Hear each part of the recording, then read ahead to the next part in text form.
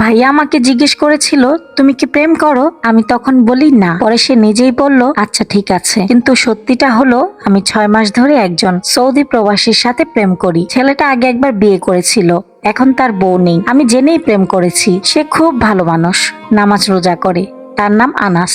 তার বাড়ি চট্টগ্রামে। আমার বড় খালামণিকেও দাওয়াত করা হয়েছিল, ওনারাও এসেছিলেন। আমরা সবাই একসাথেই গিয়েছিলাম। আমাদের 3টা গাড়ি ছিল, 2টা গাড়িতে ড্রাইভার ছিল। যে গাড়িটা আমার ছিল সেই গাড়ির ড্রাইভার ছিল আমার বড় খালামণির ছেলে ফাহাদ ভাইয়া। সেই গাড়িতে আমি, ইতি, মেঘলা আর আমার বান্ধবী মুন্নি ছিলাম। আমরা একসাথে গিয়েছিলাম। আমি সাদা একটা জামা পরেছিলাম। ফাহাদ ভাইয়া মাঝে মাঝে ঘুরে ঘুরে শুধু আমার দিকেই তাকাচ্ছিল। তখন আমার একটু সন্দেহ হয়েছিল। বাকি 2টা গাড়িতে ছিল একটা আপু, আম্মু আর খালামণি, আরেকটা আমার আব্বু আর খালামণির হাজবেন্ড। বিয়ে বাড়িতে নাবিল ভাইয়া বড় খালামণির ছেলে ফাহাদ ভাইয়াকে বলে নীলিমা অনেক সুন্দর হয়ে গেছে, আমি আম্মুকে দিয়ে বলাবো আমার কাছে বিয়ে দিতে। এই কথা শুনে ফাহাদ ভাইয়া খুব রেগে যায়। সে বলে ছোটবেলা থেকে আমি নীলিমাকে দেখে দেখে বড় করেছি, আর তুই বিয়ে করবি মানে কি? ওটা আমার জিনিস, নজর দিবি না। এই নিয়ে ওদের দুজনের মাঝে ছোট একটা ঝামেলা হয়, কিন্তু আমরা সেটা জানতাম না। বিয়ে বাড়িতে ওরা দুজনেই আমাকে চোখে চোখে রাখে। বিয়ে শেষ হওয়ার 2 দিন পর আমরা ঢাকা ফিরে আসি। তখন আমার আনাসের সাথে প্রেম চলছিল।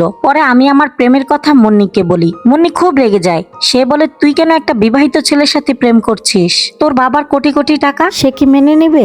আমি বলি টাকা তো সবকিছু না, কিন্তু সে মানে না। সে গিয়ে আমার বড় খালার ছেলে ফাহাদ ভাইয়াকে সব বলে দেয়। তখন ঝামেলা আরো বেড়ে যায়। ফাহাদ ভাইয়া আমাকে বলে তুমি যদি ওই ছেলের সাথে কথা বলা বন্ধ না করো তাহলে আমি নাইমা আর খালাকে সব বলে দিব। আমি আপুকে জমের মতো ভয় পাই, তাই বলি ঠিক আছে আমি কথা বলবো না। এই কথাগুলো আমি যখন আনাসকে বলি সে তো কান্নাকাটি শুরু করে দিয়েছে। আরো কত কি, তুমি আমাকে ছেড়ে দিবে? আমি তাকে অনেক বুঝাই আমি তোমার সাথেই আছি এবং থাকবো। তখন সে আমাকে বলে তুমি চট্টগ্রামে আমার বাসায় চলে যাও। আমি বলি না, আগে আপনি আসেন। আমি ফাহাদ ভাইয়াকে বলি যে আমি আর কথা বলবো না, কিন্তু আমি তার সাথে সবসময় কথা বলি, সেটা কেউ জানে না। কিছুদিন পর বড় খালামণি আম্মুকে ফোন করে বলে গাড়ি পাঠা, আমি আজ তোদের বাসায় যাব। আম্মু গাড়ি পাঠায়। খালামণি ফাহাদ আর ইতি আসে। রাতে খাওয়া দাওয়া শেষ করে খালামণি আম্মুর রুমে গিয়ে বলে একটা কথা বলবো।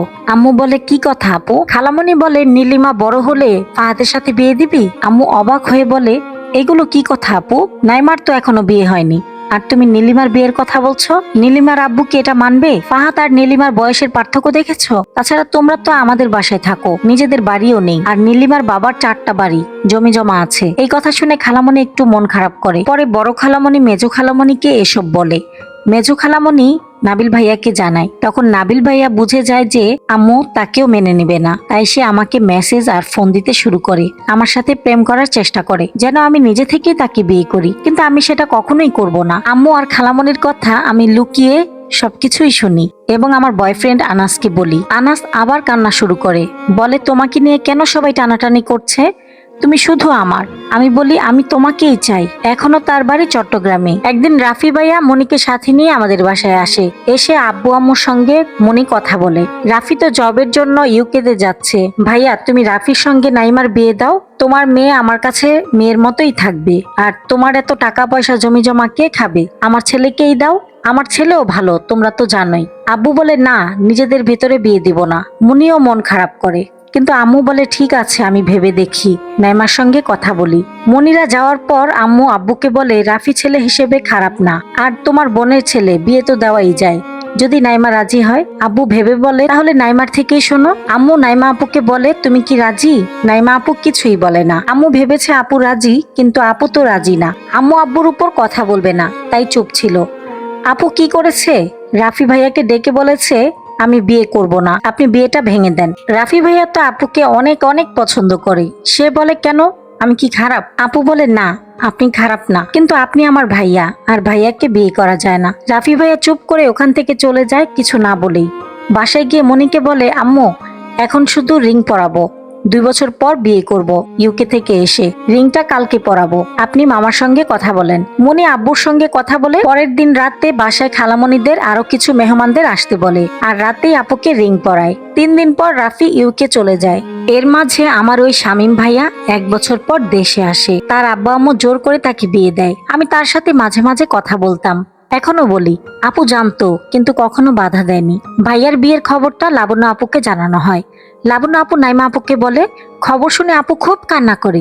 সে ভাইয়াকে ফোন দিয়ে বলে তুমি এটা কি করলে?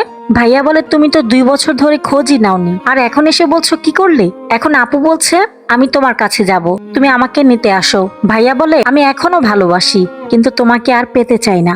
একদিন বলেছিলাম মনে আছে, একদিন কান্না করবে। সত্যি আপু এখন খুব কান্না করে। আমি আমার বয়ফ্রেন্ডের আইডি ভাইয়ার কাছে দিয়েছি, ওনারা দুজন কথা বলেছে। কথা বলার পর আমার বয়ফ্রেন্ড আমাকে বলে ভাইয়া খুব ভালো মানুষ, আপু ছেড়ে দিয়ে ভুল করেছে। আমরা দুজন এখন ভাইয়াকে বোঝানোর চেষ্টা করছি আপনি আবার ফিরে আসেন, আপুকে মেনে নেন। কিন্তু ভাইয়া স্পষ্ট বলে দিয়েছে কখনোই না। ভাইয়াটা সত্যি খুব ভালো মানুষ, এখনো আমার সাথে কথা হয়, আমাকে সে নিজের বোনের মতোই ভাবে। তার কোনো টাকার লোভ নেই। যদি তার টাকার লোভ থাকতো তাহলে সে আপুকে ফিরে পেতে চাইতো, কিন্তু সেটা সে চায়নি। সে ভালো থাক, দোয়া থাকবে। এতক্ষণ আমি আপনাদেরকে নীলিমা এবং তার পরিবারের জীবন কাহিনী শোনালাম। স্টোরিটা কেমন লেগেছে কমেন্টের মাধ্যমে কিন্তু জানাতে ভুলবেন না। আপনাদের লাইক এবং কমেন্ট আমাকে অনেক উৎসাহিত করে নতুন আরেকটি ভিডিও তৈরি করার জন্য, এবং আমাকে সাপোর্ট করার জন্য একটা শেয়ার করে দিবেন। আজকের মতো ভিডিওটি এ পর্যন্তই। আল্লাহ হাফেজ, আসসালামু আলাইকুম। আর হ্যাঁ, পেজটা ফলো করতে কিন্তু ভুলবেন না। আবার চলে আসবো অন্য কারো জীবনের গল্প নিয়ে। ধন্যবাদ।